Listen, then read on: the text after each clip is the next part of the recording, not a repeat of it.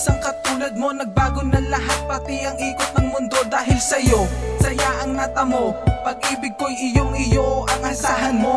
Sana'y malaman mo na ikaw naging laman ng puso at isipan. Di ka iiwanan, di ka sasaktan. Ikaw lang ang mahal at wala nang iba pang aangkin. Ako'y sa'yo at ikaw ay akin. Sabay tayong mangangarap habang nakatingin sa mga alapa. Magkayakap, magkahawak ang kamay, at sa bawat sandali ikaw lang ang katabi. Umaga, tanghali, hapon man o mapagabi, ako ang papawid, maglalagay ng iyong ngiti sa labi. Ikaw ay di na muling mag-iisa, dahil sa'kin ikaw lang ang nag-iisa, sinta. Wala nang hahanapin pa, sapagkat sa Diyos kontento na ako. Kontento na sa Diyos, dahil sa Diyos nararamdaman. Pag-ibig ng mundo, ikaw ang dahilan ng lahat.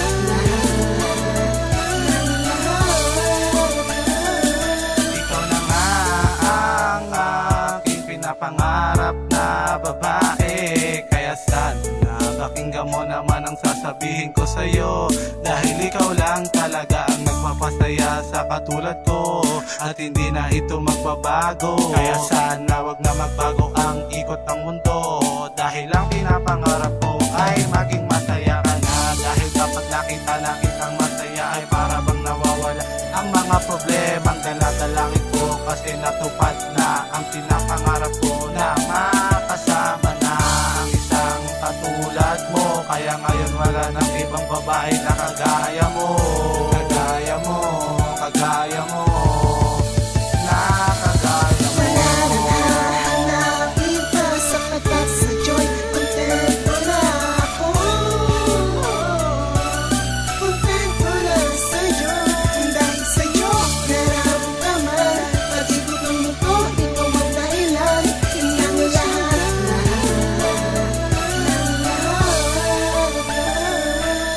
Salamat sa lahat, ikaw ang nagsilbing patnubay. Sinamahan mo ako, pinatunayang ikay tunay. Di mo ko pinagpalit, mas lalo mong ibinigay ang buong tiwala bilang kabiyak ng iyong buhay. Kadya, pakinggan ang aking mensahe. Dito itinugon mga lingwa, hindi masabi ng harapan sa iyo. Di dahil sa takot ako, napakalang ang isipin, ang bobola lang ako. Kadya, sa awit ko idinaan para di pagbintangan, na nakasyabong ako at ikay pinagtitripan ng isang katulad ko na kalokohan ng alam, ngunit hindi sa pag-ibig yan ang kakatandaan. Mahal di ba? Oo, nagmula pa sa aking puso ang pag-ibig kong tapat, iaalay hanggang sa dulo. Kumapit ka lang, iktikan at ikandado, dahil wala nang rason na pabuklo din pa tayo.